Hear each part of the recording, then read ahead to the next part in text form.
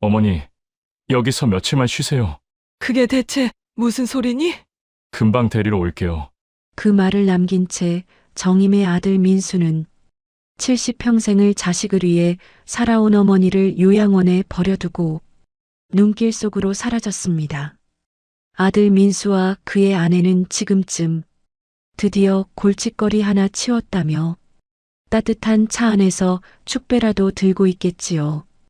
하지만 그들은 꿈에도 몰랐을 겁니다.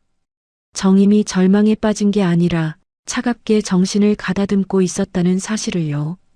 그리고 정임의 외투 속 아무도 눈치채지 못한 그 작은 물건이 훗날 아들 부부의 삶을 송두리째 뒤집어 놓을 거라는 것을 말입니다.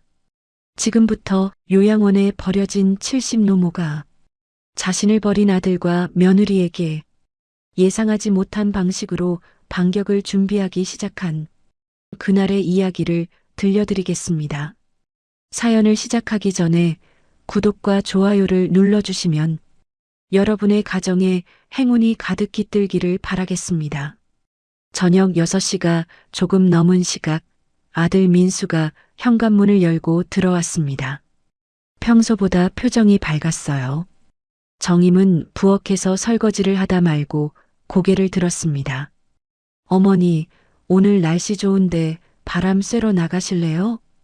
민수의 목소리는 가벼웠습니다. 며느리 서연도 뒤따라 들어오며 웃고 있었어요. 맞아요, 어머니. 요새 집에만 계셨잖아요. 드라이브나 하고 오면 좋을 것 같아서요. 정임은 손을 닦으며 창밖을 봤습니다. 벌써 어둑어둑해지는 시간이었어요. 겨울이라 해가 짧았죠. 하지만 아들 부부가 함께 나가자는데 마다할 이유가 없었습니다. 그래, 좋지. 옷 갈아입고 올게. 정임은 방으로 들어가 외투를 꺼냈습니다. 작년 겨울에 산 검은색 패딩이었어요. 주머니가 깊어서 마음에 들었죠. 가방에 지갑과 휴대폰을 챙겨 넣고 나왔습니다. 차는 며느리 서연이 몰았습니다. 조수석엔 민수, 뒷좌석엔 정임이 탔어요. 차가 출발하자 창밖으로 한방눈이 내리기 시작했습니다. 하얀 눈송이가 가로등 불빛에 반짝이며 떨어졌죠. 오늘 첫눈이네요.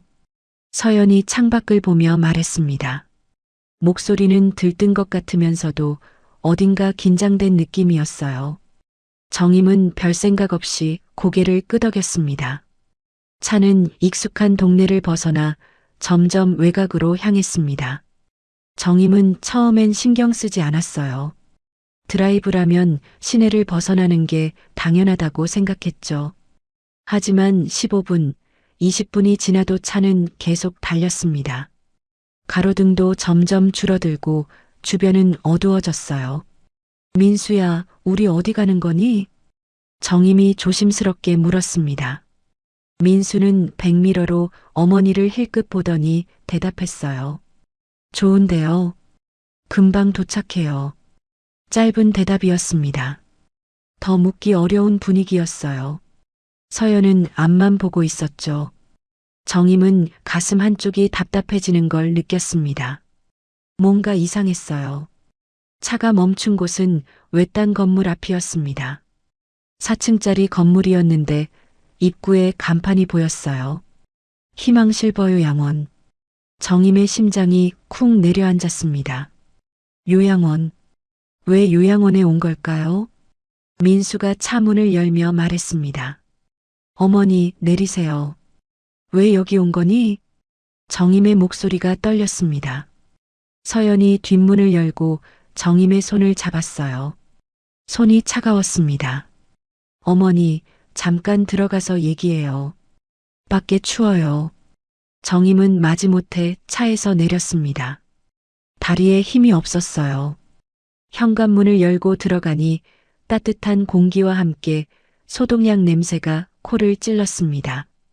접수대에 앉아있던 여직원이 고개를 들었어요. 50대쯤 되어 보이는 여자였습니다. 박정임 어르신 맞으시죠? 직원이 웃으며 물었습니다. 정임은 대답하지 못했어요. 자기 이름을 어떻게 알까요? 서연이 나섰습니다. 네, 맞아요. 서연은 가방에서 투명 파일을 꺼냈습니다. 서류가 여러 장 들어 있었어요. 직원에게 건네며 말했죠. 미리 전화드렸던 사람입니다. 직원은 서류를 펼쳐 확인했습니다. 정임은 옆에서 그 광경을 멍하니 바라봤어요. 무슨 일이 벌어지는 건지 이해가 안 됐습니다. 보호자 서명란이 비어 있네요. 여기 사인해 주세요. 직원이 펜을 내밀었습니다. 민수가 받았어요. 손이 미세하게 떨리는 게 보였습니다. 한참을 망설이더니 빠르게 이름을 썼죠. 어머니는 오늘부터 임시보호로 입소하시는 겁니다. 직원의 말이 정임의 귀에 또렷하게 들렸습니다. 입소. 정임은 입술을 떨며 민수를 봤어요. 민수야, 이게 무슨... 어머니. 서연이 정임의 팔을 붙잡았습니다. 웃고 있었어요. 하지만 눈은 웃지 않았습니다. 검사 결과 나오면 바로 집으로 모실 거예요. 며칠만 여기서 쉬세요. 검사 결과. 무슨 검사를 말하는 걸까요? 정임은 항의하려 했지만 목소리가 나오지 않았습니다. 직원 2명이 다가왔어요. 짐을 옮기기 시작했습니다. 차에서 꺼낸 캐리어였죠. 정임은 그제야 깨달았습니다. 저 짐은 언제 준비한 걸까요? 잠깐 내 짐을. 어머니, 괜찮아요. 필요한 거 다 넣어뒀어요. 서연의 목소리는 다정했지만 단호했습니다. 정임의 손목에 플라스틱 팔찌가 채워졌어요. 출입증이라고 했습니다. 정임은 가방을 꼭 움켜쥐었습니다. 그 안에 휴대폰이 있었어요. 전화를 걸어야 했습니다. 누군가에게. 하지만 서연이 가방을 가리키며 말했죠. 어머니, 휴대폰은 제가 보관할게요. 여기서 분실되면 큰일이잖아요. 아니야, 내가 가지고 있을게. 정임의 목소리는 떨렸습니다. 서연은 웃으며 가방을 가져갔어요. 정임의 손에서 휴대폰이 사라졌습니다. 그 순간 가슴이 철렁 내려앉았어요. 세상과 단절되는 느낌이었습니다. 직원이 서류를 다시 확인하며 물었습니다. 보호자 연락처가 여기 적힌 번호 맞나요? 네, 맞아요. 서연이 대답했습니다. 직원이 방 번호를 알려줬습니다. 3층 301호. 정임은 비틀거리며 복도를 걸었어요. 민수와 서연이 양옆에서 부축했습니다. 엘리베이터를 탔죠. 3층에 도착했습니다. 문이 열리고 정임이 내렸어요. 민수와 서연은 내리지 않았습니다. 어머니, 금방 올게요. 민수가 말했습니다. 눈을 마주치지 못했어요. 서연은 정임을 보며 미소 지었습니다. 어머니, 오늘은 일단 들어가서 쉬세요. 문이 닫혔습니다. 정임은 엘리베이터 앞에 멍하니 서 있었어요. 직원이 팔을 잡아 방으로 안내했습니다. 301호 문을 열자 작은 방이 나타났습니다. 침대 2개와 작은 창문. 그게 전부였어요. 짐이 이미 방 안에 놓여 있었습니다. 편히 쉬세요.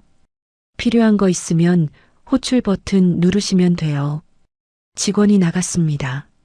문이 닫혔어요. 정임은 창가로 걸어갔습니다. 아래 주차장이 보였죠. 검은색 세단이 미끄러지듯 나가는 게 보였습니다. 민수의 차였어요. 정임은 복도로 뛰쳐나갔습니다. 엘리베이터 앞까지 갔어요. 하지만 버튼을 눌러도 문이 열리지 않았습니다. 카드가 필요했죠. 간호사실 앞을 지나갔습니다. 직원이 고개를 들었어요. 어르신, 어디 가세요? 우리 아들. 아들이 나를 두고 간 거예요? 정임의 목소리는 떨렸습니다. 직원은 난처한 표정을 지었어요. 보호자분들은 귀가하셨습니다. 내일 다시 오실 거예요. 거짓말이었습니다. 정임은 알 수 있었어요. 직원의 눈빛에서 저 멀리서 철컥 소리가 들렸습니다. 현관문이 잠기는 소리였어요. 정임은 그 자리에 서서 숨을 고르려 했습니다. 하지만 숨이 제대로 쉬어지지 않았죠. 그 순간 정임은 확신했습니다. 나는 버려졌다. 아들이 나를 버렸다. 눈물이 나올 것 같았지만 참았습니다. 울면 안 됐어요.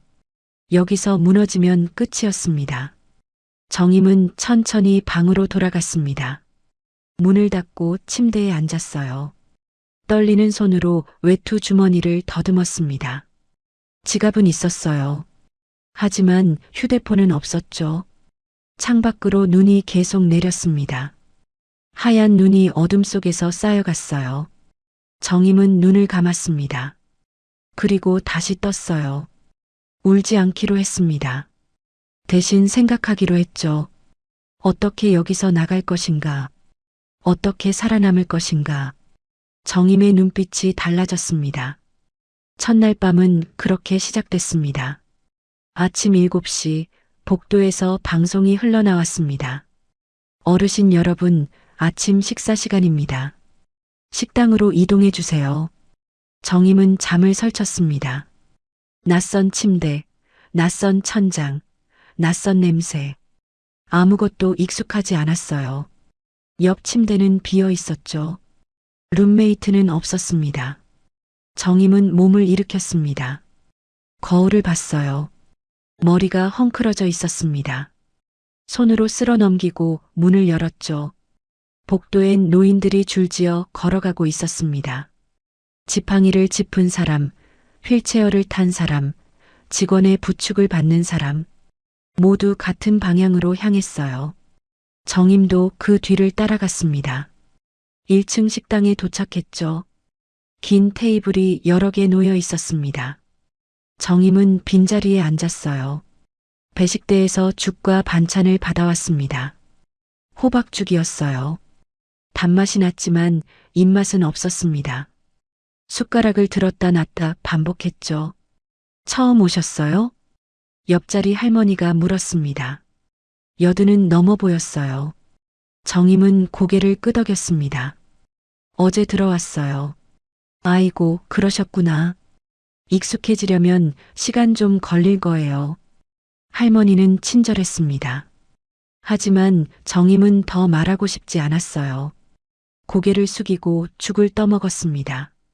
식사 후 간호사실로 불려갔습니다. 박정임 어르신 맞으시죠? 네. 여기 규정 몇 가지 안내해 드릴게요. 직원은 종이를 건넸습니다. 정임은 받아들었어요.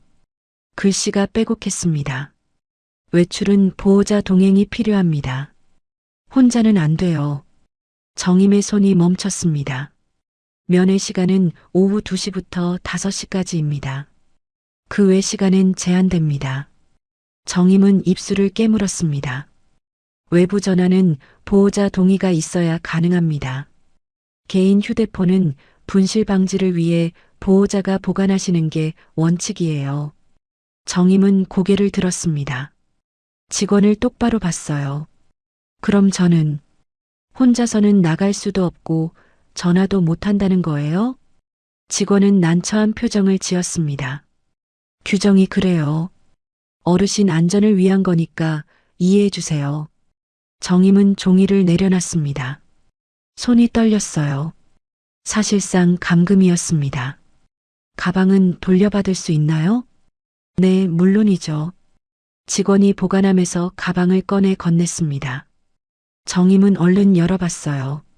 지갑은 그대로였습니다. 하지만 휴대폰은 역시 없었죠. 휴대폰은 보호자분이 가져가셨어요. 직원의 말에 정임은 입을 다물었습니다. 더 물어봐야 소용없다는 걸 알았어요. 방으로 돌아왔습니다. 정임은 침대에 앉아 창밖을 봤어요. 담장 너머로 차들이 지나가는 게 보였습니다. 저 차를 타고 나갈 수만 있다면 11시쯤 간호사실에서 전화벨이 울렸습니다. 정임은 복도를 지나가다 우연히 들었어요. 네, 희망실 버요 양원입니다. 직원의 목소리였습니다. 아, 네. 박정임 어르신 보호자분이시죠? 정임은 걸음을 멈췄습니다.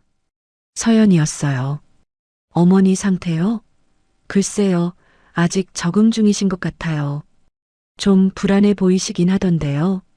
정임은 가슴이 뛰었습니다. 서연이 자기 상태를 묻고 있었어요. 걱정해서? 아니었습니다. 확인하는 거였죠. 네, 알겠습니다. 증상 변화 있으면 바로 연락드릴게요. 전화가 끊겼습니다. 정임은 재빨리 복도를 벗어났어요. 들키면 안 됐습니다. 방에 돌아와 앉았습니다. 며느리가 여기와 연결돼 있다는 게 확실했어요. 자기 상태를 계속 모니터링하고 있었습니다. 점심시간이 됐습니다. 식당에 내려가려던 참에 직원이 문을 두드렸어요. 어르신, 택배 왔어요. 작은 봉투였습니다. 정임은 받아들었어요. 발신인은 이서연, 며느리였습니다. 봉투를 뜯었습니다. 약 봉지가 4개 들어 있었어요. 흰색 알약이었습니다. 메모지가 함께 있었죠. 어머니, 잘 챙겨 드세요. 하루 2번, 아침 저녁으로.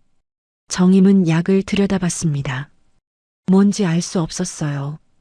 병원에서 받은 약도 아니었습니다. 직원이 말했습니다. 보호자분이 꼭 드시라고 부탁하셨어요. 제가 챙겨드릴게요. 이게 무슨 약인지 아세요? 글쎄요, 보호자분이 보내신 거니까 괜찮을 거예요. 정임은 약을 손에 쥐었습니다. 먹으라는 거였죠. 하지만 뭔가 찝찝했어요. 정체도 모르는 약을 먹어야 한다니. 나중에 먹을게요. 지금은 배가 불러서요. 그러세요? 그럼 식후에 꼭 드세요. 직원이 나갔습니다. 정임은 약 봉지를 서랍 깊숙이 숨겼어요. 먹지 않을 생각이었습니다. 저녁 6시 룸메이트가 들어왔습니다. 일은 중반쯤 되어 보이는 할머니였어요. 직원의 부축을 받아 침대에 누웠습니다. 정임은 인사했습니다. 안녕하세요. 할머니는 고개를 돌렸습니다. 눈이 퉁퉁 부어 있었어요. 울었던 것 같았습니다. 안녕하세요. 할머니의 목소리는 떨렸습니다. 그리고 다시 벽을 보며 누웠어요. 밤이 깊었습니다. 정임은 잠을 이루지 못했어요. 옆 침대에서 흐느끼는 소리가 들렸습니다. 왜 날 버렸니? 왜? 할머니가 중얼거렸습니다. 베개에 얼굴을 묻고 울고 있었어요. 어제도 아들이 그냥 가버렸어. 돌아오겠다고 했는데. 거짓말이었어. 정임은 눈을 감았습니다. 할머니의 사연이 자기와 똑같았어요. 여기는 버려진 사람들이 모이는 곳이었습니다. 정임은 가슴속에서 무언가가 단단해지는 걸 느꼈습니다. 분노도 슬픔도 아니었어요. 차가운 결심이었죠. 여기서 살아남아야 했습니다. 다음 날 저녁 서연이 면회를 왔습니다. 웃으며 과일 바구니를 들고 왔어요. 어머니, 어떠세요? 잘 지내고 계시죠? 정임은 대답하지 않았습니다. 서연은 의자를 끌어당겨 앉았어요. 오늘 날짜가 어떻게 되죠? 갑작스러운 질문이었습니다. 정임은 눈을 깜빡였어요. 12월 28일이요. 우리 집 주소는요? 서울시 관악구. 정임은 또렷하게 답했습니다. 서연의 얼굴이 미묘하게 굳었어요. 요즘 통장 관리는 누가 하세요? 내가 하죠. 인감 도장은 어디 두셨어요? 정임은 입을 다물었습니다. 왜 이런 걸 묻는 걸까요? 서연은 웃었어요. 하지만 눈은 차가웠습니다. 어머니, 기억력이 좋으시네요. 서연은 일어섰습니다. 나가면서 간호사실에 들렀어요. 정임은 문틈으로 지켜봤습니다. 혹시 어머니가 공격적이거나 이상한 행동하시면 바로 기록 남겨주세요. 서연의 목소리가 들렸습니다. 직원이 고개를 끄덕였어요. 정임은 문을 닫았습니다. 온몸에 소름이 돋았어요. 내 말 한마디가 기록이 된다. 내 행동 하나하나가 감시받는다. 정임은 침대에 앉았습니다. 손을 꼭 쥐었어요. 이제 알았습니다. 이곳에서 살아남으려면 먼저 바보가 돼야 한다는 걸, 약한 척해야 한다는 걸. 정임의 눈빛이 달라졌습니다. 전략을 세우기 시작했어요. 다음 날 아침이었습니다. 정임은 세수를 하다가 외투를 만졌어요. 어젯밤 춥다고 걸쳐 입었던 검은 패딩이었죠. 손이 안쪽 주머니로 들어갔습니다. 뭔가 단단한 게 만져졌어요. 정임은 손을 멈췄습니다. 천천히 꺼냈습니다. 검은색 볼펜이었어요. 길이는 15cm 정도. 평범한 볼펜처럼 생겼지만 이건 볼펜이 아니었죠. 한 달 전이었습니다. 정임은 동네 전파상에 들렀어요. 보청기 건전지를 사러 간 길이었죠. 그런데 그날따라 며느리와 아들의 태도가 자꾸 머릿속을 맴돌았습니다. 이상한 질문들, 통장 얘기, 치매라는 단어. 뭔가 잘못되고 있다는 느낌이 들었어요. 그래서 전파상 주인이 펜형 녹음기를 보여줬을 때 정임은 망설이지 않고 샀습니다. 혹시 몰라서요. 녹음기는 3만 원이었습니다. 정임은 현금으로 냈어요. 카드 쓰면 내역이 남으니까요. 정임은 손안의 펜을 내려다봤어요. 당시엔 막연한 불안이었지만 지금은 살아남는 무기가 됐습니다. 배터리는 얼마나 남았을까? 정임은 기억을 되짚었어요. 펜 윗부분을 돌리면 전원, 옆 버튼을 누르면 녹음. 맞았습니다. 조심스럽게 윗부분을 돌렸어요. 작은 불빛이 깜빡였습니다. 배터리가 살아있었죠. 정임은 재빨리 껐습니다. 복도를 지나가는데 간호사실에서 목소리가 들렸습니다. 보호자 서명 받으셨죠? 네, 어제 받았어요. 그럼 내일 병원 동행 진행하시면 되겠네요. 정임은 걸음을 멈췄습니다. 귀를 기울였어요. 보호자분이 직접 서명하셨으니까 문제 없을 거예요. 보호자 서명. 정임은 입술을 깨물었습니다. 자기 동의도 없이 서류가 움직이고 있었어요. 점심 무렵이었습니다. 간호사실 전화벨이 울렸어요. 정임은 복도 의자에 앉아 있었습니다. 네, 희망실버요 양원입니다. 잠시 뒤 직원의 목소리가 들렸어요. 아, 이서연 보호자님. 네. 정임은 숨을 죽였습니다. 검사 일정이요? 네, 내일 오전 10시로 잡혔습니다. 제가 동행합니다. 며느리가 재촉하고 있었습니다. 검사를 서두르고 있었어요. 네네, 걱정 마세요. 절차대로 진행할게요. 전화가 끊겼습니다. 정임은 자리에서 일어났어요. 다리에 힘이 빠졌지만 참았습니다. 정임은 방으로 돌아왔습니다. 펜형 녹음기를 다시 꺼냈어요. 이걸 어디에 숨겨야 할까? 옷장을 열었습니다. 내일 입을 옷을 골랐어요. 검은색 바지, 회색 스웨터, 그리고 속옷. 정임은 불에 지어 안쪽을 확인했습니다. 작은 주머니가 있었어요. 거기에 볼펜을 넣으면 들키지 않을 것 같았습니다. 아니면 바지 솔기에 숨기는 방법도 있었죠. 정임은 실과 바늘을 꺼냈어요. 안쪽 솔기를 뜯어 작은 주머니를 만들기 시작했습니다. 한 땀 한 땀 바느질을 했어요. 손이 떨렸지만 정확했습니다. 볼펜이 쏙 들어갈 만큼의 공간이 생겼죠. 볼펜을 넣어봤습니다. 딱 맞았어요. 밖에서 봐선 전혀 알 수 없었습니다. 저녁 식사 후였습니다. 정임은 복도를 걷고 있었어요. 그때 뒤에서 목소리가 들렸습니다. 어르신. 돌아보니 한미정이었습니다. 50대로 보이는 생활지도사였죠. 그녀는 부드러운 표정으로 다가왔어요. 적응하시기 힘드시죠? 정임은 눈을 내리깔았습니다. 대답하고 싶지 않았어요. 하지만 한미정은 재촉하지 않았습니다. 기다려줬죠. 네. 정임의 목소리는 작았습니다. 한미정의 표정이 흔들렸어요. 연민이 스쳤습니다. 동정이 아니었어요. 진짜 마음에서 우러나온 표정이었죠. 처음엔 다들 그러세요. 괜찮아지실 거예요. 한미정은 어깨를 가볍게 두드렸습니다. 그리고 조용히 돌아서 갔어요. 정임은 그 뒷모습을 지켜봤습니다. 가슴 한쪽이 따뜻해졌어요.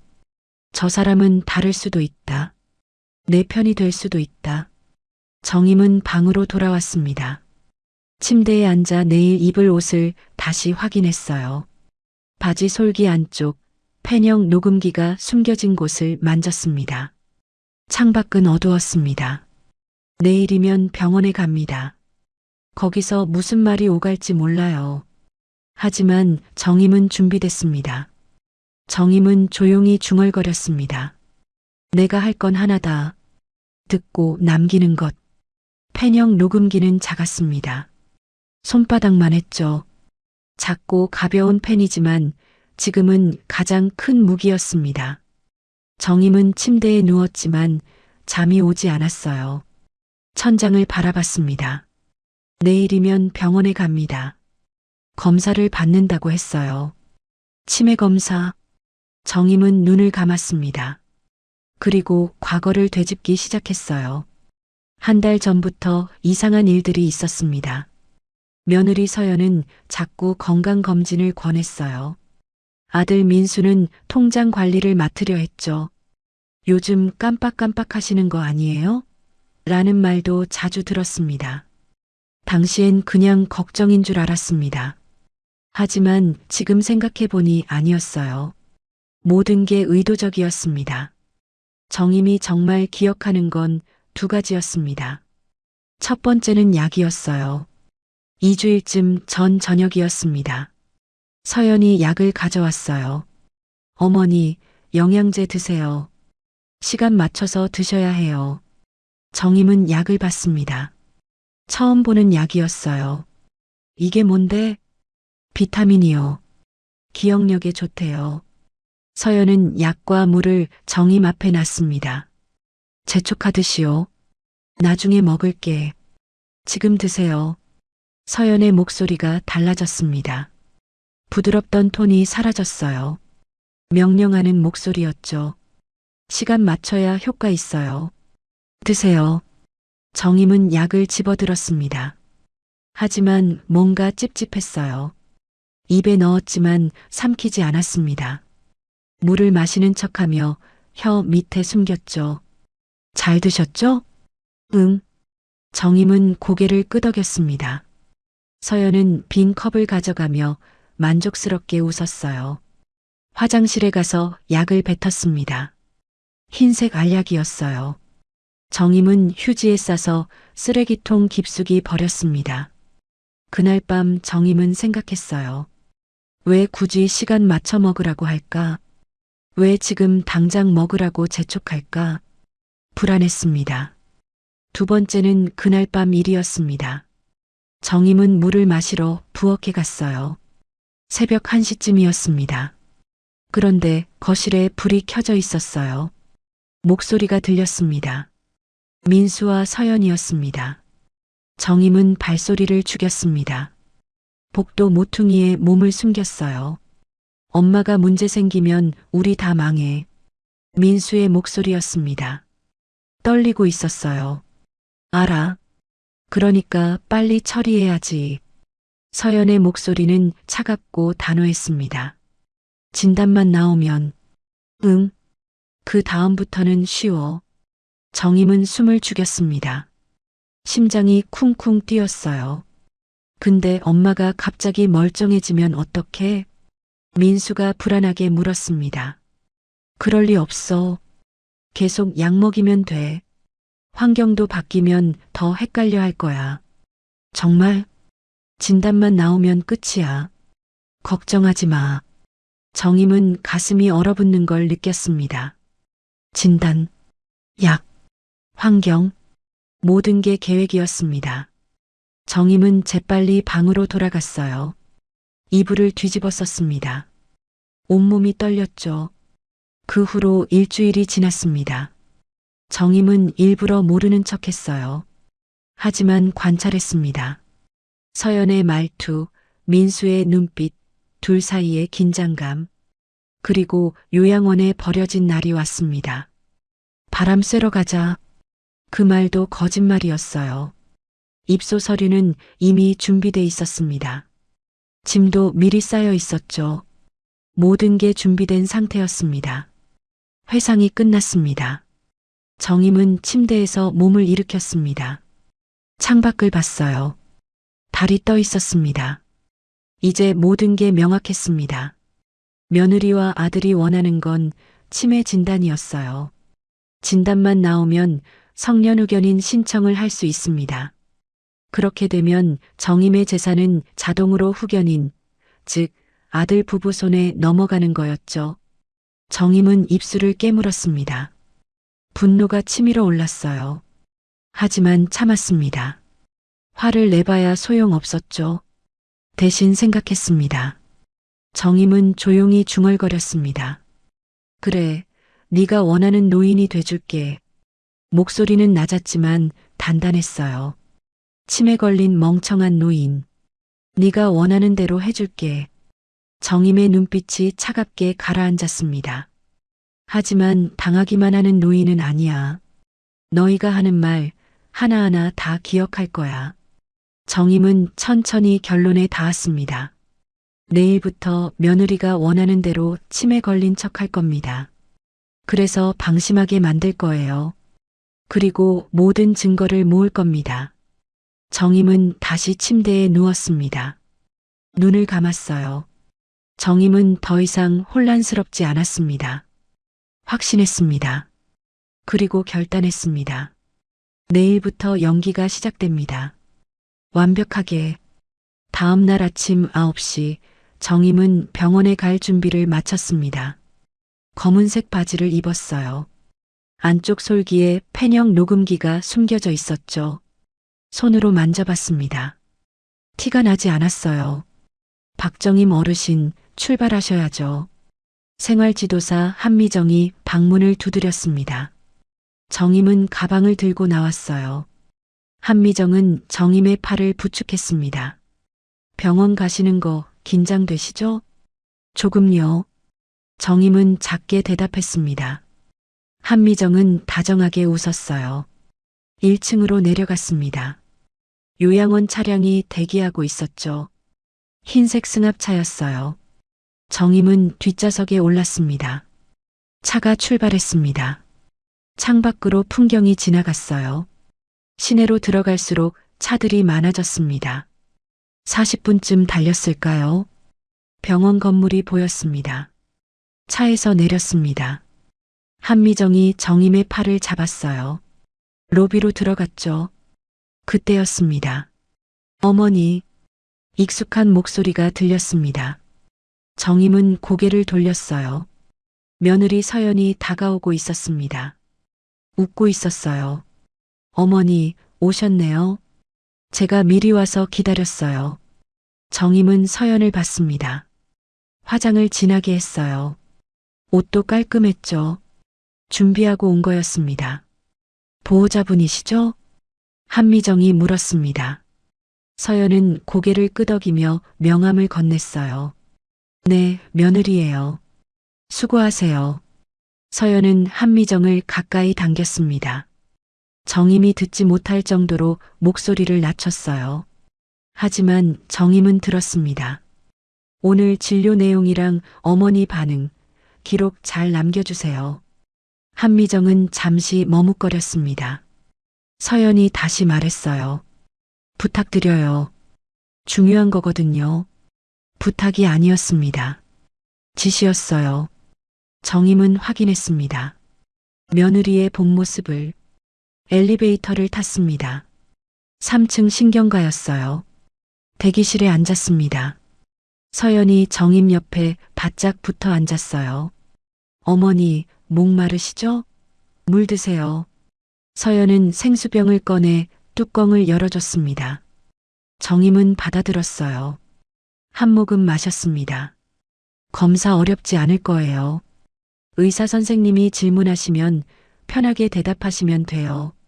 서연의 목소리는 다정했습니다. 하지만 눈은 정임을 관찰하고 있었어요.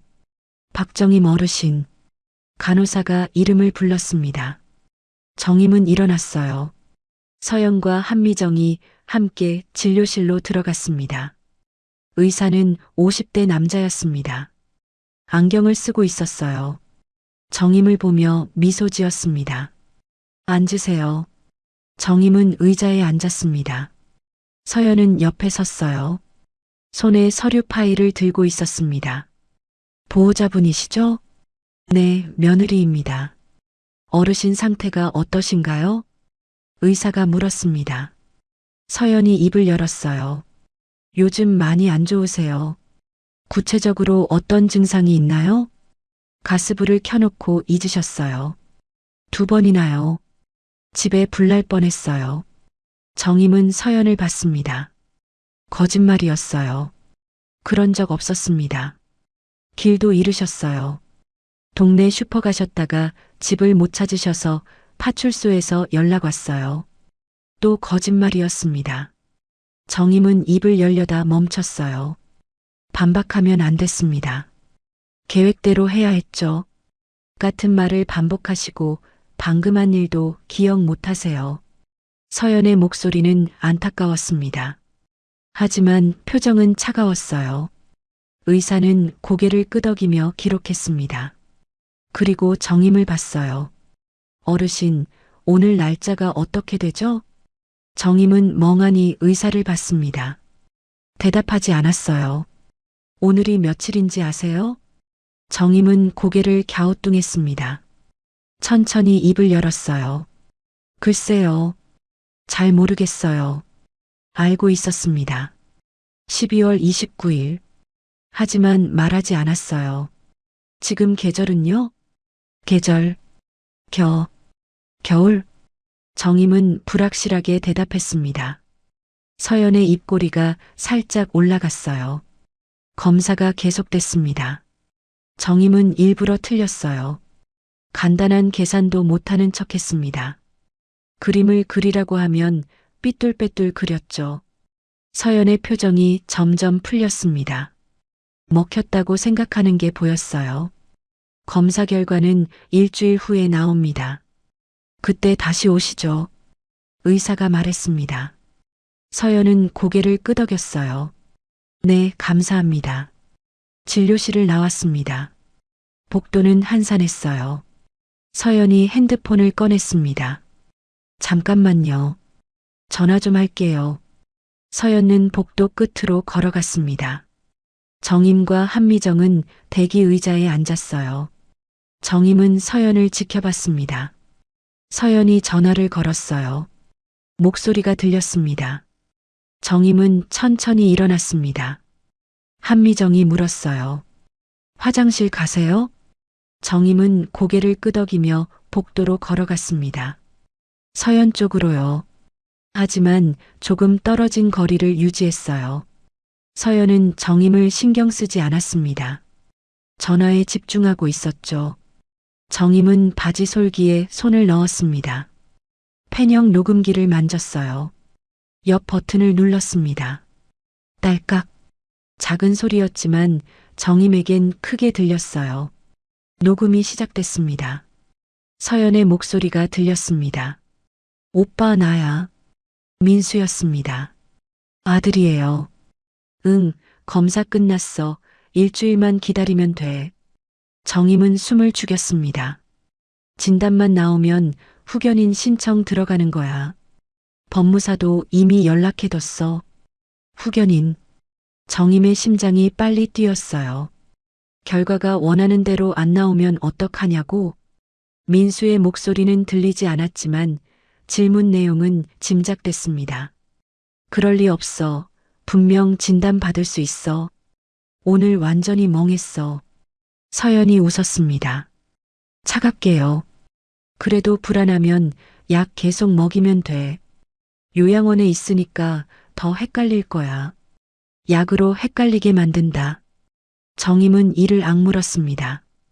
기록도 더 남기라고 할게. 요양원 직원한테 부탁했으니까. 걱정하지 마. 후견인만 되면 통장은 우리가 관리하는 거야. 통장, 재산. 정임의 손이 떨렸습니다. 집도 그때 정리하면 되고 일주일만 기다려. 전화가 끊겼습니다. 정임은 재빨리 녹음을 멈췄습니다. 버튼을 다시 눌렀어요. 볼펜을 솔기 안으로 밀어 넣었습니다. 서연이 돌아섰습니다. 정임은 벽을 짚고 서 있었어요. 힘없는 표정으로요. 어머니, 화장실 가시려고요? 응. 정임은 고개를 끄덕였습니다. 서연은 팔을 잡아줬어요. 같이 가요. 화장실에 다녀왔습니다.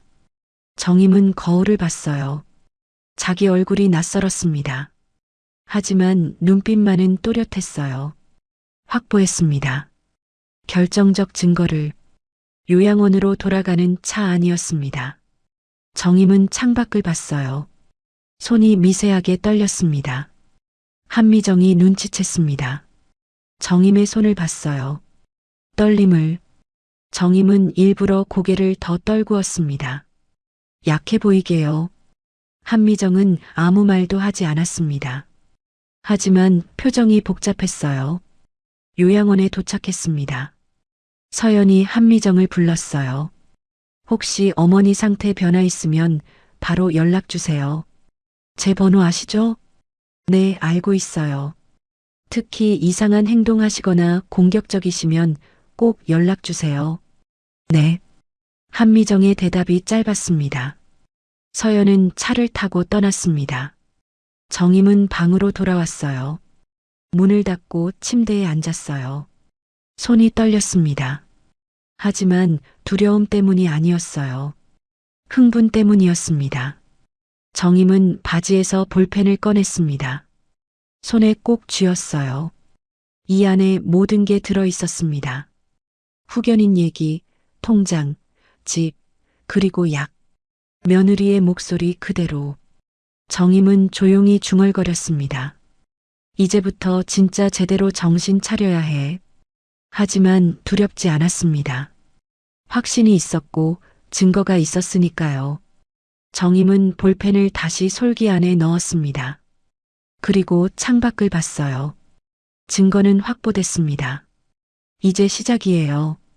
다음 날 아침 식사 시간이었습니다. 정임은 식당으로 내려갔어요. 죽을 받아 자리에 앉았습니다. 숟가락을 들었죠. 그리고 일부러 떨어뜨렸습니다. 땅그랑. 바닥에 숟가락이 굴러갔어요. 옆자리 할머니가 놀라 쳐다봤습니다. 어머, 괜찮으세요? 아이고, 미안해요. 정임은 멍하게 웃었습니다. 직원이 다가와 새 숟가락을 건넸어요. 어르신, 조심하세요. 고마워요. 정임은 다시 죽을 떠먹었습니다. 천천히요. 입 밖으로 조금 흘렸죠. 직원이 휴지를 건넸습니다. 천천히 드세요. 정임은 고개를 끄덕였습니다. 표정은 멍했지만 눈빛은 또렷했어요. 직원은 못 봤습니다. 식사를 마치고 복도를 걷는데 간호사가 불렀습니다. 박정임 어르신, 오늘 무슨 요일인지 아세요? 정임은 고개를 갸우뚱했습니다. 글쎄요. 목요일? 오늘은 화요일이에요. 아, 그래요? 정임은 어리둥절한 표정을 지었습니다. 간호사는 기록지에 뭔가 적었어요. 방으로 돌아왔습니다. 정임은 창밖을 봤어요. 연기가 시작됐습니다. 오후 4시쯤 면회 시간이었어요. 아들 민수와 며느리 서연이 함께 왔습니다. 어머니, 민수는 과일 바구니를 들고 있었고 서연은 웃으며 정임 옆에 앉았어요. 어머니, 잘 지내세요? 민수가 의자를 끌어당겨 앉았습니다. 표정이 불안했어요. 어머니, 요즘 통장 어디 뒀는지 기억하세요? 갑자기 물었습니다. 정임은 멍하니 민수를 봤어요. 통장? 네. 어머니 통장이요. 글쎄, 어디 뒀더라. 정임은 고개를 갸우뚱했습니다. 민수의 눈빛이 달라졌어요. 집 현관 밀번호는요? 그게 기억이 안 나네. 정임은 손으로 머리를 짚었습니다. 민수는 표정이 풀렸어요. 서연도 만족스러운 미소를 지었습니다. 괜찮아요, 어머니. 천천히 기억하세요. 민수는 안심한 듯 웃었습니다. 정임은 그 표정을 똑똑히 봤어요. 면회가 끝났습니다. 어머니, 저희 먼저 갈게요. 응. 정임은 고개를 끄덕였습니다. 민수와 서연이 방을 나갔어요. 정임은 잠시 기다렸다가 문을 열었습니다. 복도로 살짝 고개를 내밀었어요. 민수와 서연이 엘리베이터 앞에 서 있었습니다. 목소리가 들렸어요. 정임은 재빨리 바지 솔기에서 펜형 녹음기를 꺼냈습니다. 복도 모퉁이에 몸을 숨기고 녹음 버튼을 눌렀어요. 엄마 완전히 치매 걸린 것 같아 현관 비밀번호도 기억 못하네. 민수의 목소리였습니다. 다행이네. 법무사랑 날짜만 잡으면 돼. 서연이 작게 말했습니다. 언제 잡을 거야? 검사 결과 나오는 대로. 다음 주쯤 엘리베이터가 도착했습니다. 딩동 소리가 났어요. 약은 계속 먹이고 있지? 응. 요양원에서 챙겨준대. 정임의 손이 떨렸습니다. 하지만 녹음기는 흔들리지 않게 꽉 쥐었어요. 문이 열렸습니다. 둘이 들어갔어요. 다음 주면 끝이야. 엘리베이터 문이 닫혔습니다. 정임은 재빨리 녹음을 멈췄어요.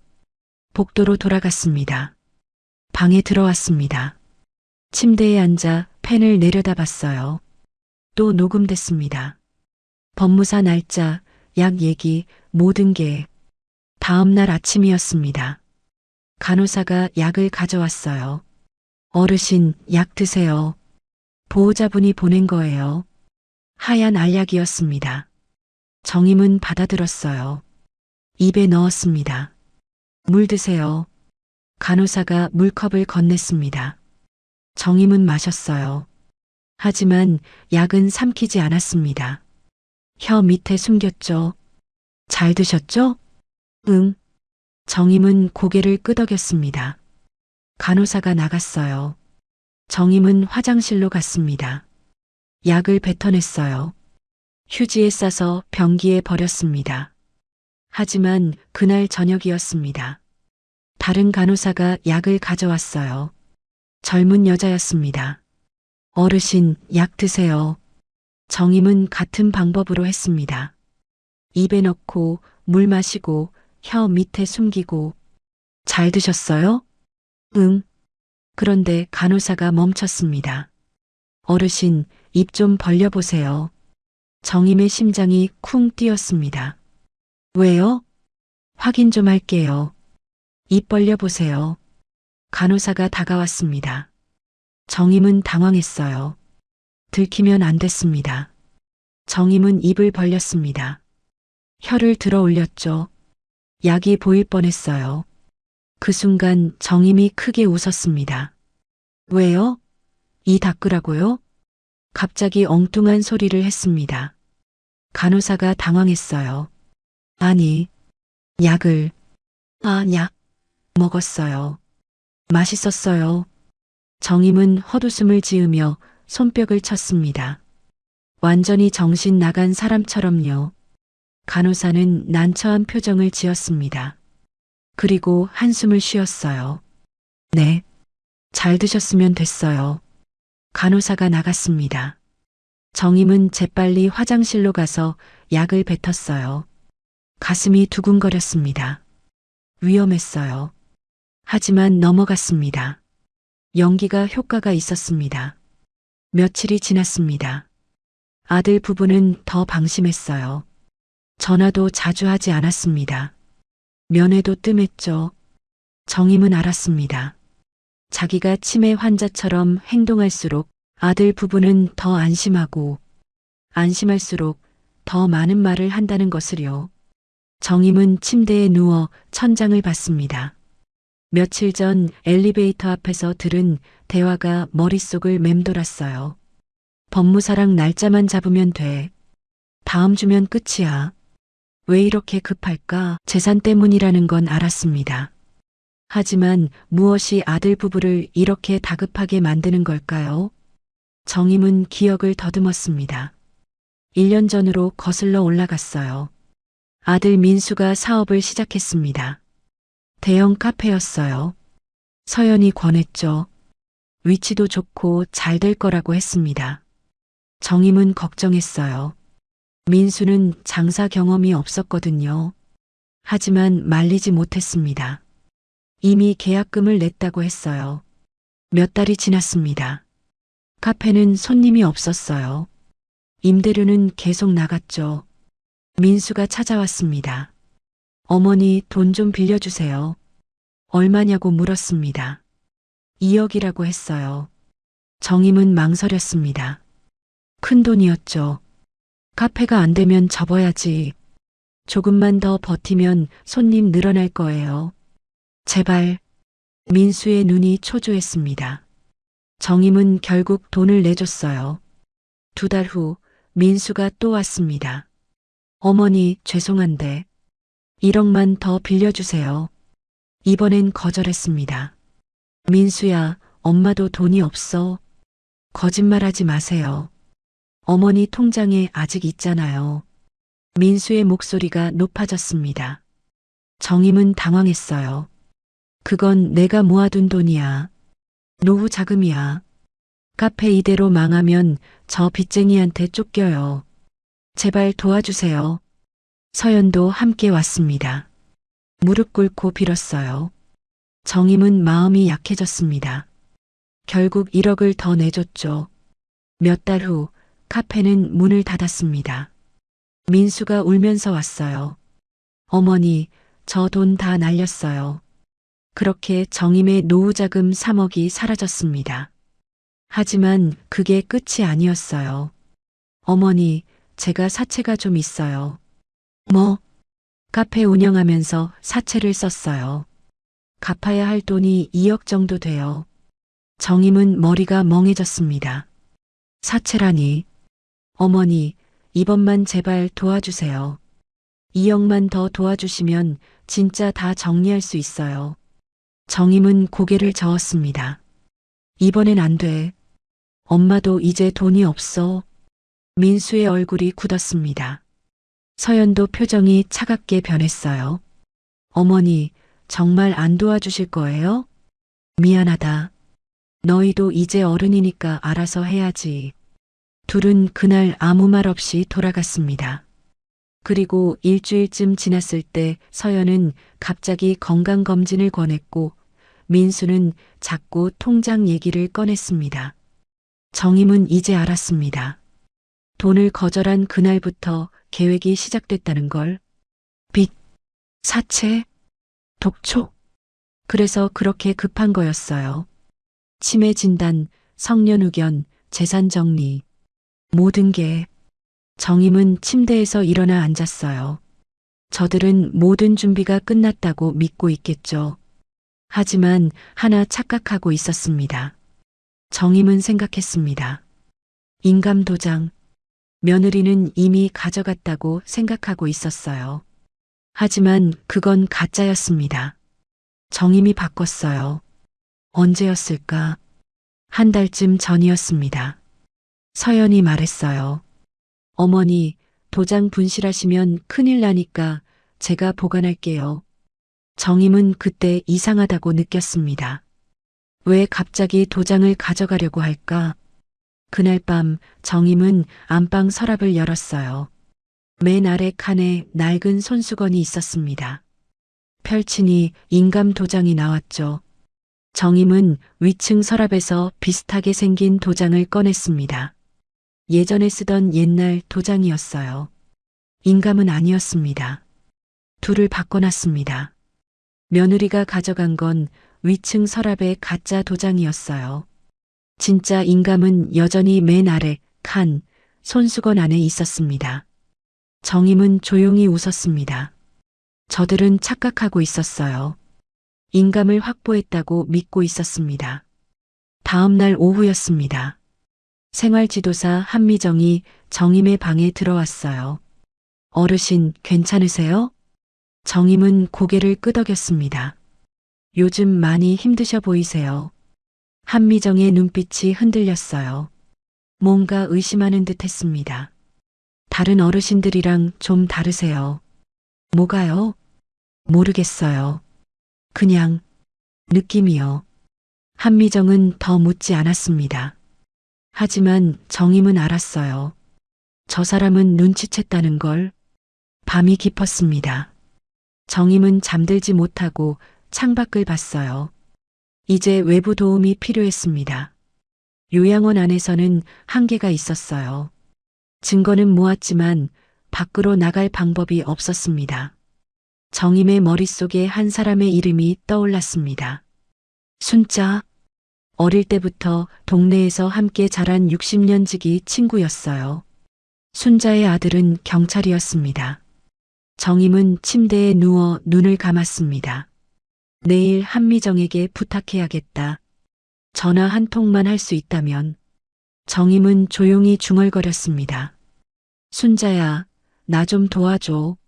정임은 아침 일찍 일어났습니다. 창밖은 흐렸어요. 곧 비가 올 것 같았습니다. 오늘은 결심한 날이었어요. 아침 식사를 마치고 정임은 복도를 걸었습니다. 한미정을 찾았어요. 간호사실에 있었습니다. 저기요. 정임이 불렀습니다. 한미정이 고개를 들었어요. 어르신, 무슨 일이세요? 부탁이 하나 있어요. 정임은 목소리를 낮췄습니다. 한미정이 다가왔어요. 전화 좀 할 수 있을까요? 한미정의 표정이 난처해졌습니다. 어르신, 보호자 동의 없이는. 알아요. 하지만 꼭 해야 하는 전화예요. 정임은 한미정의 눈을 똑바로 봤습니다. 한미정은 잠시 망설였어요. 누구한테요? 친구한테요. 60년 지기 친구. 한미정은 주위를 둘러봤습니다. 다른 직원이 없었어요. 잠깐만요. 한미정은 간호사실 안으로 들어갔습니다. 정임은 밖에서 기다렸어요. 심장이 빨리 뛰었습니다. 한미정이 나왔습니다. 손에 휴대폰을 들고 있었어요.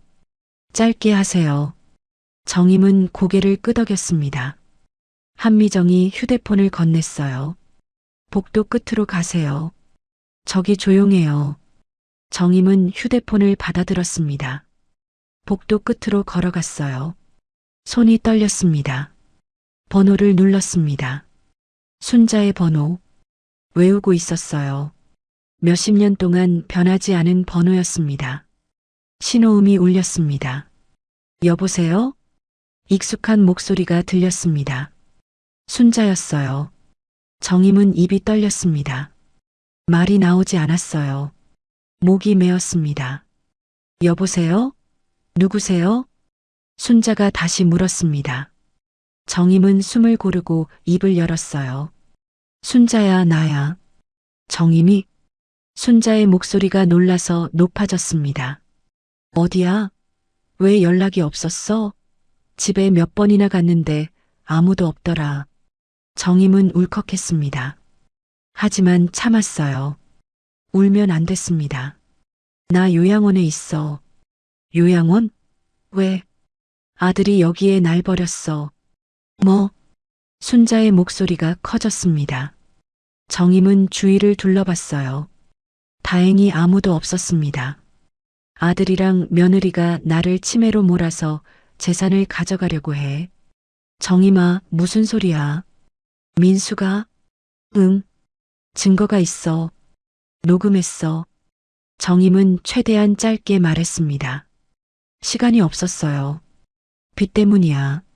사채까지 있대. 내가 도와주지 않으니까 이렇게 한 거야. 순자는 잠시 아무 말도 하지 않았습니다. 숨소리만 들렸어요. 정임아, 지금 어디 요양원이야? 희망실버 요양원. 김포에 있어. 내가 도윤이한테 연락할게. 도윤. 순자의 아들, 경찰이었습니다. 정말? 그래. 걱정하지 마. 조금만 버텨. 알았지? 응, 고마워. 정임아. 순자의 목소리가 떨렸습니다. 곧 만나자. 알았지? 정임은 눈물이 날 것 같았습니다.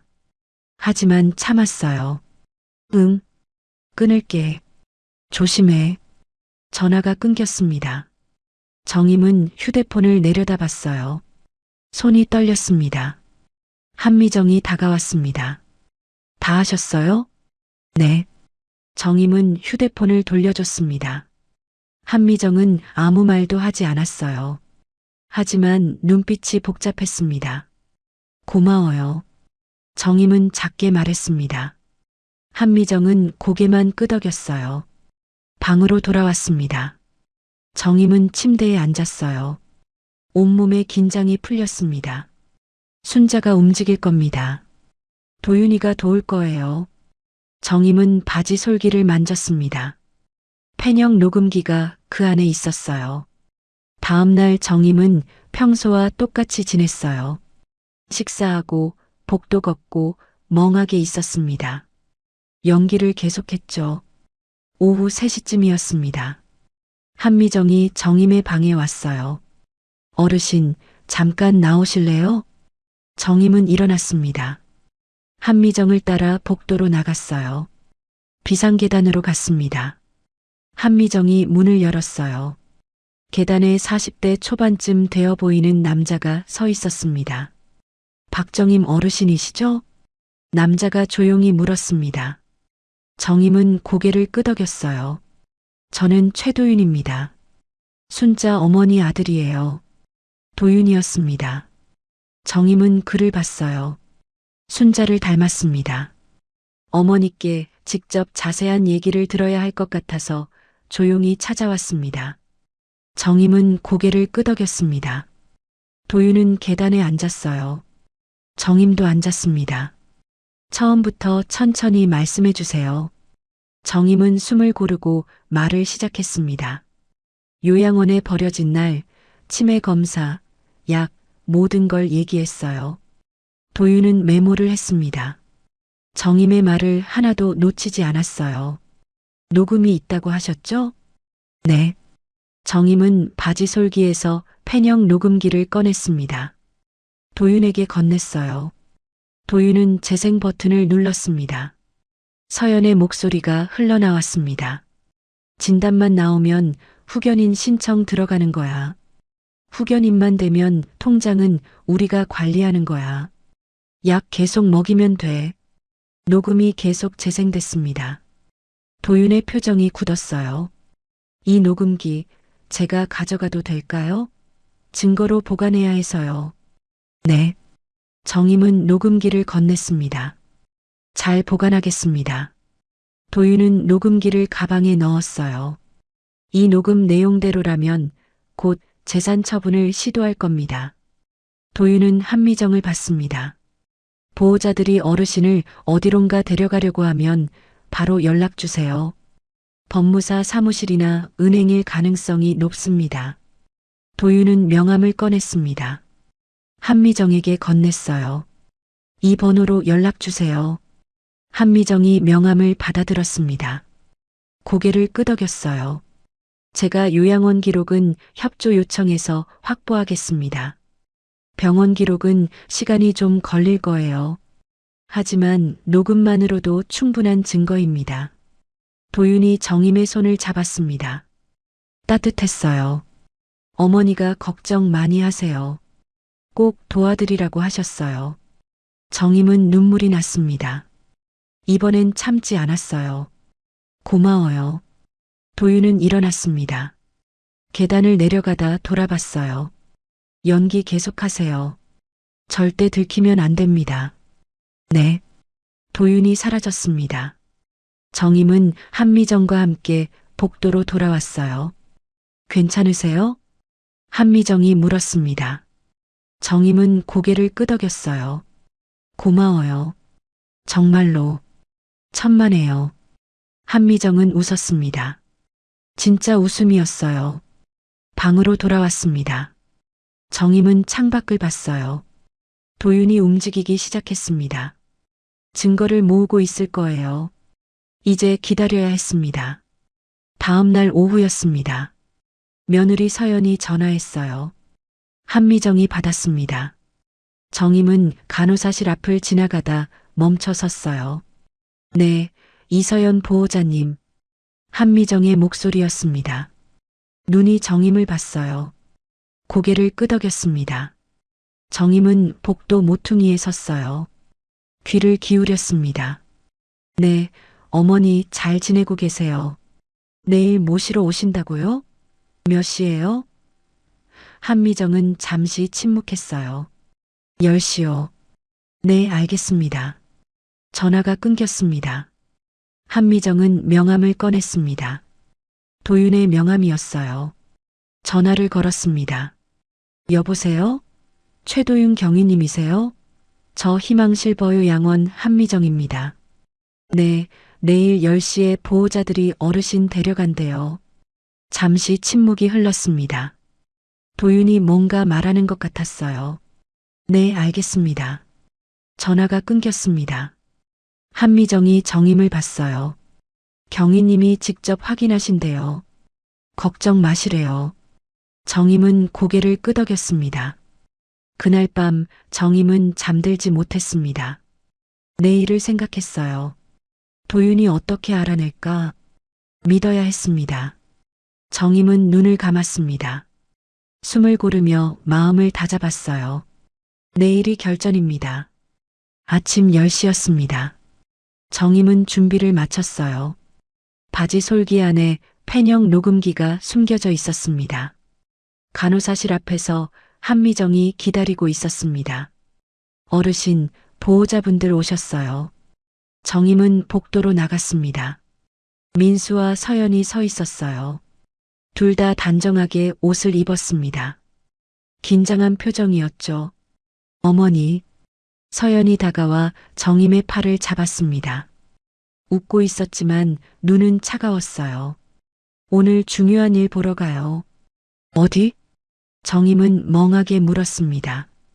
서연은 웃었어요. 금방 갈 때예요. 걱정 마세요. 차에 탔습니다.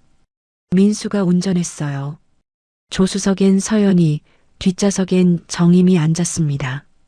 차가 출발했습니다. 민수는 백미러로 정임을 힐끗 봤어요. 손이 핸들을 꽉 쥐고 있었습니다. 오늘만 지나면 끝이야. 민수가 작게 중얼거렸습니다. 서연이 민수의 손을 잡았어요. 걱정하지 마. 다 준비했어. 차는 30분쯤 달렸습니다. 오피스텔 건물 앞에 멈췄어요. 어머니, 내리세요. 서연이 정임을 부축했습니다. 엘리베이터를 타고 6층으로 올라갔어요. 복도 끝 문 앞에 섰습니다. 문패에 법무사 김정훈 사무실이라고 적혀 있었습니다. 정임의 심장이 빨리 뛰었습니다. 드디어 여기구나. 문이 열렸습니다. 안으로 들어갔어요. 작은 사무실이었습니다. 책상 뒤에 40대 남자가 앉아 있었어요. 오셨습니까? 법무사가 일어나 인사했습니다. 서연이 웃으며 악수했어요. 네, 이서연입니다. 전화드렸던 사람이에요. 아, 네. 앉으세요. 정임은 의자에 앉았습니다. 민수와 서연이 양옆에 섰어요. 법무사는 서류를 꺼냈습니다. 여러 장이었어요. 어르신 성함이 박정임 맞으시죠? 네. 정임은 작게 대답했습니다. 멍한 표정이었어요. 오늘 재산양도 계약 진행하시는 거죠? 법무사가 물었습니다. 서연이 재빨리 대답했어요. 네, 어머니가 치매 진단 받으셔서요. 관리가 어려우시니까 아들한테 넘기시려고요. 진단서 있으세요? 아, 이거요. 서연은 가방에서 서류를 꺼냈습니다. 법무사가 받아 확인했어요. 치매 의심 소견이네요. 법무사의 얼굴이 난처해졌습니다. 원칙적으로는 확정 진단 후에 진행하는 게 맞는데요. 선생님, 서연이 몸을 앞으로 기울였습니다. 목소리를 낮췄어요. 저희 급한 사정이 있어서요.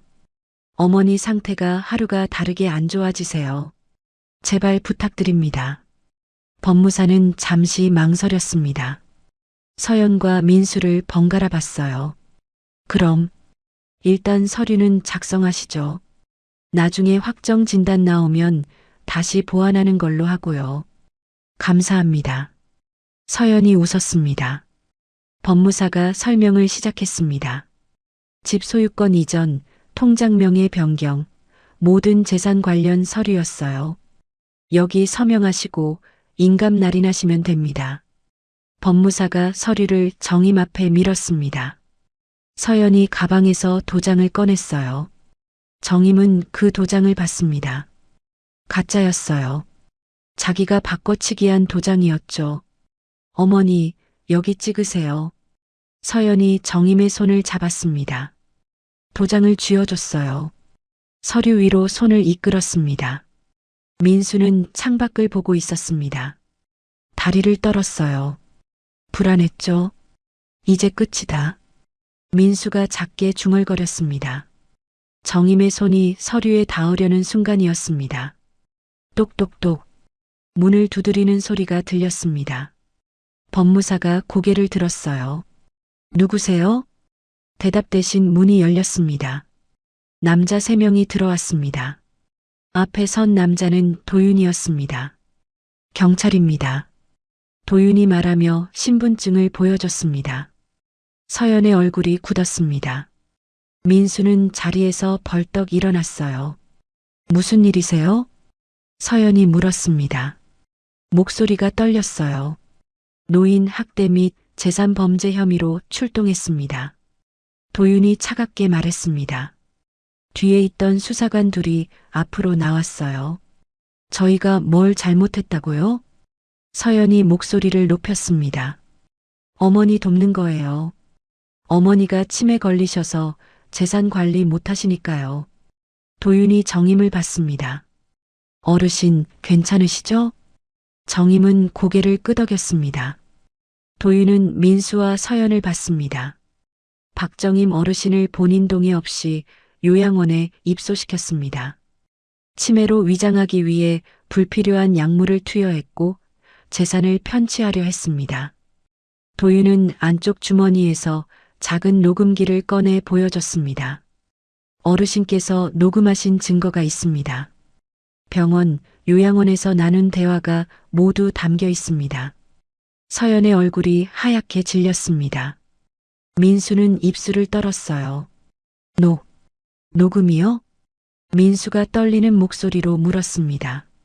치매 확정도 안 된 상태에서 재산 양도를 시도했고 후견인 제도를 악용하려 했습니다. 도윤이 법무사를 받습니다. 법무사님, 이 계약은 무효입니다. 조사 협조 부탁드립니다. 법무사는 서류를 내려놨습니다. 얼굴이 창백했어요. 정임은 천천히 고개를 들었습니다. 멍했던 눈빛이 또렷해졌어요. 서연이 그걸 봤습니다. 어머니? 정임은 서연을 똑바로 봤습니다. 왜 날 버렸니? 정임의 목소리는 낮고 차가웠습니다. 왜 핸드폰을 뺏었어? 왜 연락도 안 했어? 왜 치매 아닌 사람한테 약을 먹였니? 서연은 말문이 막혔습니다. 대답할 수 없었어요. 이건 오해예요. 서연의 목소리가 떨렸습니다. 저희는 어머니를 위해서 한 거예요. 어머니 혼자 계시면 위험하잖아요. 어머니, 민수가 떨리는 목소리로 불렀습니다. 죄송해요. 정말 죄송해요. 빚이 너무 많아서 어쩔 수 없었어요. 정임은 아들을 봤습니다. 돈이 필요하면 말을 했어야지. 왜 이렇게 했니? 말했잖아요. 근데 어머니가 안 도와줬잖아요. 민수가 소리쳤습니다. 얼굴이 일그러졌어요. 그래서 나를 버린 거니? 정임의 목소리는 떨리지 않았습니다. 민수는 대답하지 못했습니다. 고개를 떨구었어요. 도윤이 수사관들에게 눈짓했습니다. 김민수, 이서연 씨, 노인학대 및 재산범죄 혐의로 동행 조사하겠습니다. 수사관이 수갑을 꺼냈습니다. 잠깐만요. 저희 변호사 부를게요. 서연이 소리쳤습니다. 하지만 수갑이 채워졌어요.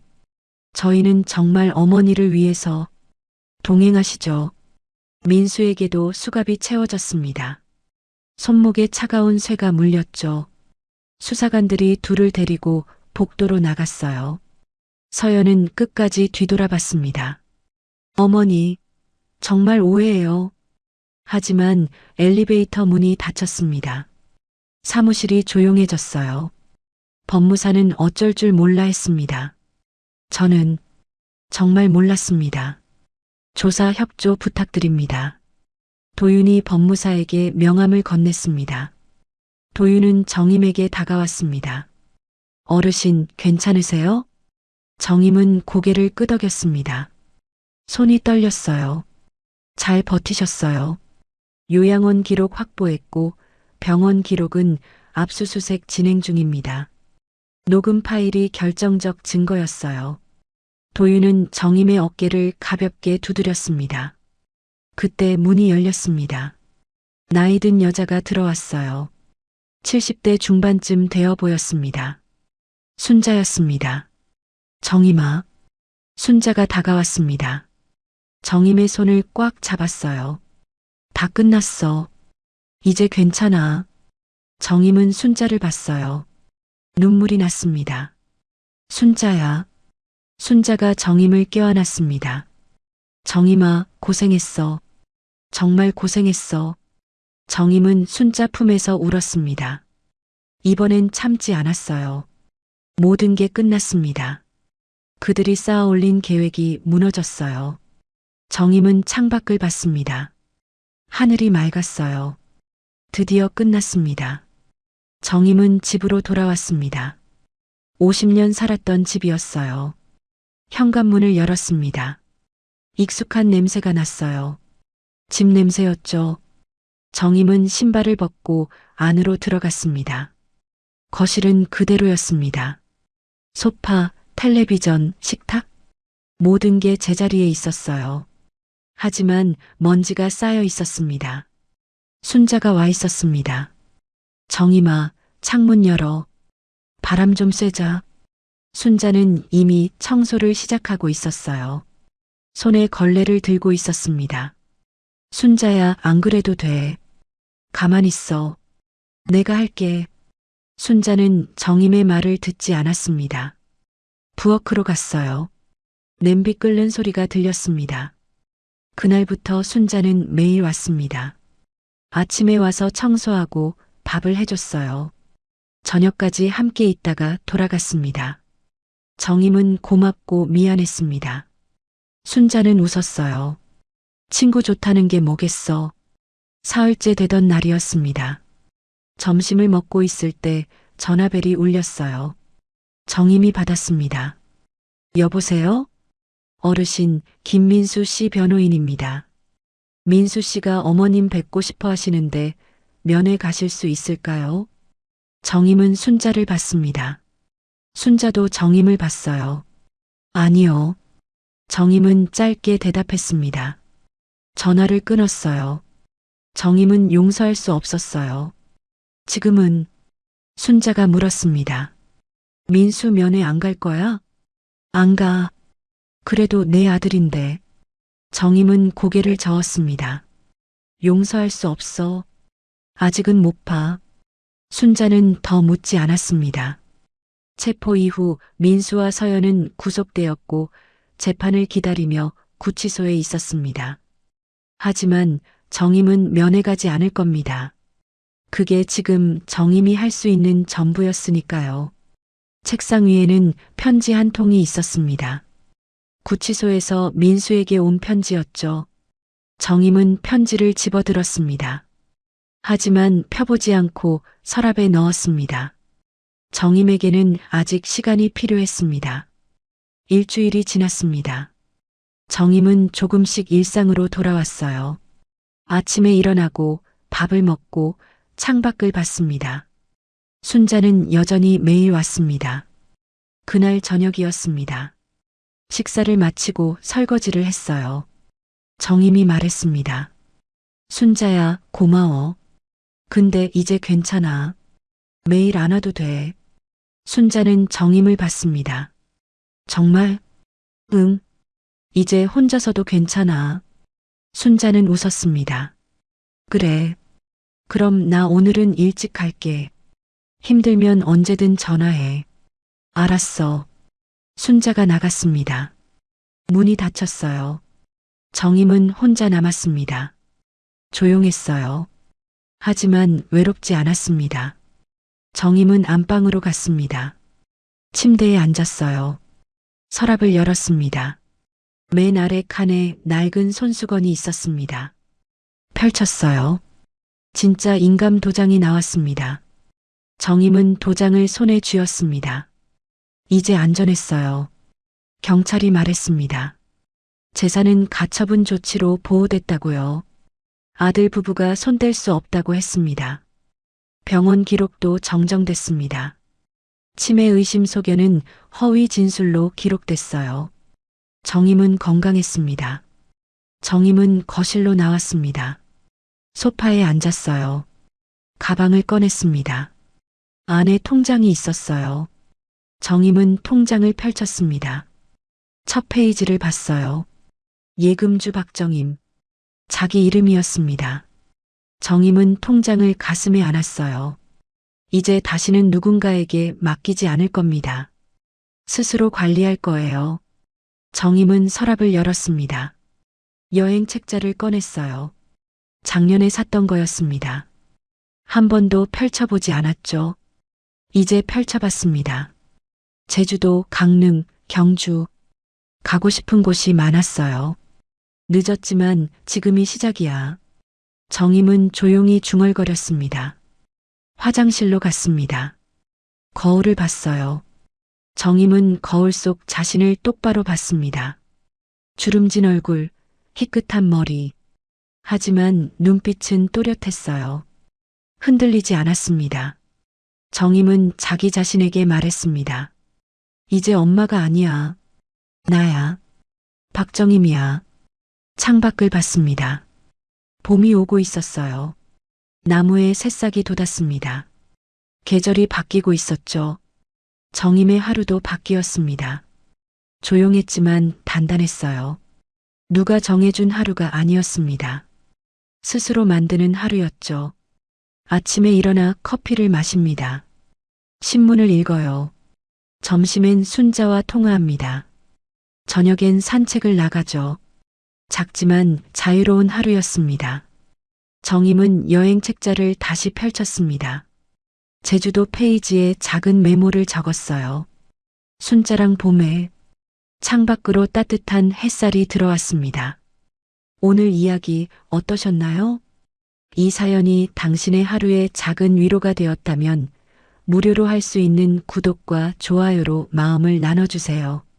그리고 사연 주인공에게 건네고 싶은 위로나 응원의 말이 있으시다면 댓글로 남겨주세요. 당신의 한마디가 누군가에겐 오늘 하루를 버틸 큰 힘이 됩니다. 늘 건강하시고 내일도 밝고 따뜻한 하루가 되시길 바랍니다.